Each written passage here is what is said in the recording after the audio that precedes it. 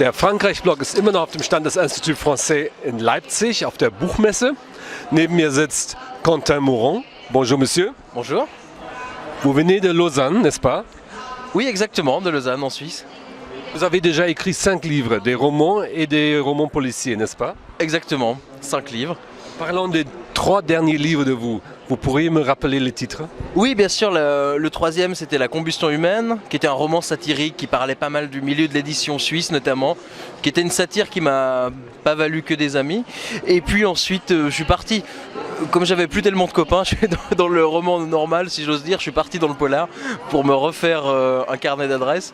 Et puis c'est là que j'ai publié 3 gouttes de sang et un nuage de coke, qui est actuellement en cours de traduction, qui va paraître également en anglais au mois de juin, qui va paraître en allemand au mois de septembre et en italien au mois de janvier l'année prochaine. Donc un chouette succès qui est disponible, enfin qui est publié chez La Grande Ourse et en poche chez 10-18. Et puis ensuite j'ai publié L'âge de l'héroïne, qui est mon dernier roman, qui est paru aussi à La Grande Ourse en juin dernier, et qui est encore un policier, même si je suis pas un auteur de policier très orthodoxe, parce que je pars toujours un peu, je crois que je suis pas vraiment fait pour le côté genre cadré à l'américaine, où il y a vraiment quelque chose de très précis dans le montage. Moi je suis un peu démonté plutôt. Revenons à ce livre sur le monde de l'édition. Oui. Quel était le contenu? Quel était le plot? Il n'y avait pas vraiment de plot, alors je peux vous donner le plot. C'est un type qui est éditeur, qui sort de chez lui, qui va dans un supermarché, qui achète une lasagne surgelée, qui rentre et qui la mange. Voilà le plot. Mais ça dure quand même 100 pages, et il y a aussi une réflexion, et aussi c'est l'évolution de ce personnage-là qui fonde une maison d'édition, une petite maison d'édition, qui doit se battre pour sa survie, qui doit lécher les bottes des journalistes, qui doit se prostituer, si entre guillemets, qui doit ramper pour essayer d'obtenir des faveurs, des subventions, puisque en Suisse les choses marchent aussi beaucoup par des subventions publiques aux éditeurs. Cela n'a pas plu à vos amis d'écrire ça? À mes amis oui, mais à ceux qui étaient déjà peut-être des ennemis prédisposés, ça leur a pas tellement plu.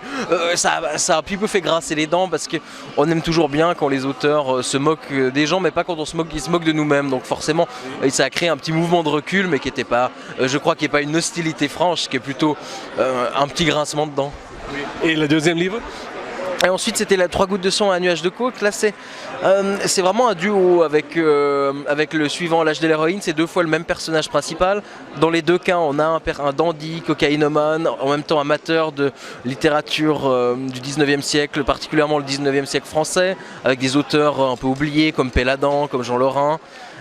Et ce type-là est passionné par ça, est passionné par sa cocaïne aussi. Et donc il déambule à Boston avec un pistolet mitrailleur sur lui, il règle une enquête, il mène une enquête en fait alors que finalement c'est une enquête qui ne l'intéresse qu'à moitié, mais qui est en fait une manière de le divertir. Donc c'est vraiment une sorte de dandy moderne, et ce personnage-là est repris dans le dernier roman, L'âge de l'héroïne, sauf que cette fois il rentre en compétition avec une jeune femme, une jeune adolescente, qui est là vraiment le personnage lumineux du roman, et qui fait que qui va permettre peut-être d'atténuer légèrement la présence angoissante de ce personnage principal, et de partir vers quelque chose qui sort vraiment du roman policier. En tout cas la dernière partie, plein de gens m'ont dit mais c'est pas possible, c'est pas un roman policier, on nous a menti. Je sais que certains lecteurs qui s'attendaient vraiment à un roman policier orthodoxe ont été un peu déçus, et je crois que c'est toujours pas mal je préfère décevoir un lecteur que de me conformer à ses attentes, parce que quand on déçoit un lecteur, c'est aussi d'une certaine manière qu'il n'a pas pu, qu'on n'a pas été prévisible, et je crois que c'est quand même la grande qualité pour un écrivain.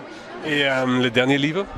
Alors le dernier livre c'est celui-ci en fait, c'est L'âge de l'héroïne. En fait ils sont les deux en fait, ils se suivent, donc c'est vraiment L'âge de l'héroïne et le tout dernier. Quand est-ce que vous vous êtes décidé à écrire? Oh, je crois que j'avais peut-être 14-15 ans. Il faut dire que je suis parti aux États-Unis, je connais bien les États-Unis, je suis aussi canadien, et suisse, et j'ai vécu quelques temps, 10 ans au Canada, 2 ans aux États-Unis, et j'étais avec mes parents quand j'avais 15 ans dans une caravane. Je m'emmerdais un peu, il faut dire, parce qu'on était tout seul au milieu du désert. Parfois on commence à s'ennuyer, et c'est là que j'ai commencé à écrire de manière plus soutenue. Alors c'est peut-être pas la chose qu'on dit d'habitude, qu'on a commencé à écrire pour se désennuyer, mais c'est vraiment comme ça que ça a commencé. Il y a eu aussi une envie, parce que j'étais déjà un grand lecteur et j'aimais beaucoup lire, et je crois que quand on lit beaucoup, au bout d'un moment on a envie d'écrire.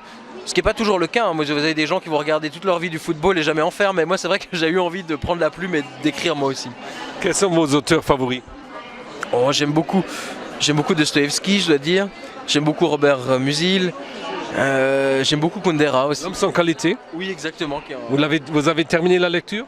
Oui, j'ai même rendu un travail dessus à l'université de Lausanne, donc c'est un texte qu'on n'a jamais épuisé, parce que forcément qui est tellement vaste, mais que je commence à mieux connaître maintenant.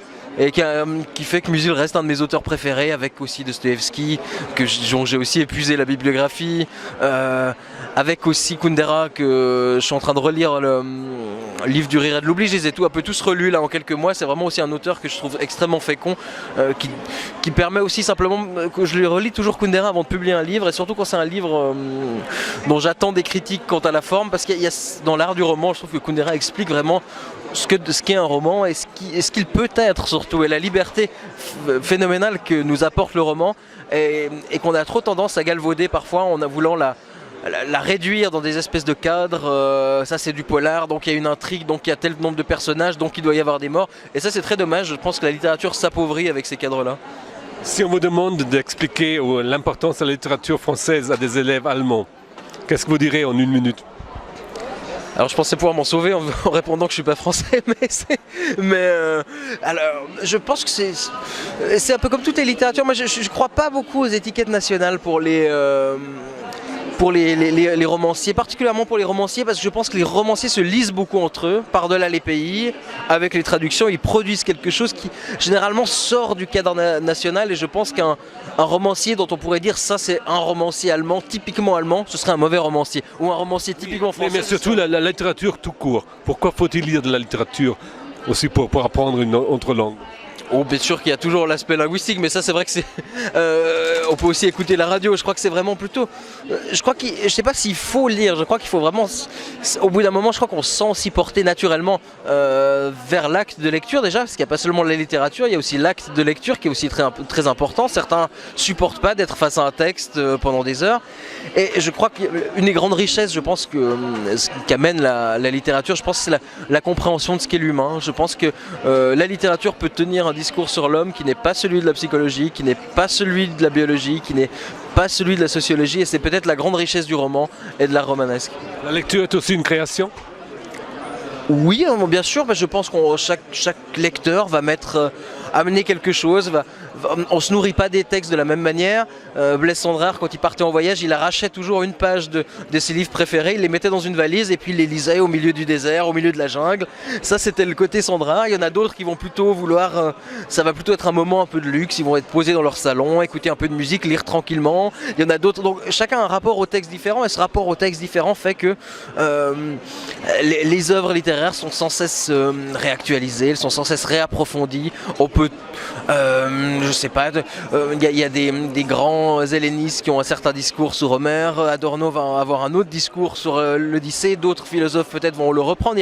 C'est ça qui est très riche aussi, c'est ce mélange finalement des lectures différentes, parce qu'on arrive toujours quand on prend un texte, on est toujours armé, de ses propres préjugés et aussi de sa propre ouverture d'esprit. Qui est-ce qui devrait lire vos livres? J'ai de la chance, parce que j'ai eu j'ai de la chance d'avoir un lectorat assez large. Quand je suis comme ça dans un salon, j'ai des gens qui viennent me voir, qui ont 15-16 ans, qui sont passionnés par mes livres. J'ai rencontré, une fois c'était très touchant, quelqu'un qui avait dû fuir l'Autriche, c'était dans les débuts des années 30, donc c'était quelqu'un de très vieux qui était revenu des États-Unis, et là il était en Suisse chez un cousin chez qui je logeais, et puis il me dit « Ah mais j'ai adoré votre livre, c'était vraiment génial ». Donc je crois qu'il n'y a pas de public, parce que si on commence à vouloir définir un public, on utilise les mêmes outils que les grandes boîtes de marketing, et on commence à dire alors là on va cibler tel public. Moi je cible pas mon public, je préfère que ce soit mon public qui me cible. Merci beaucoup. Mais merci à vous.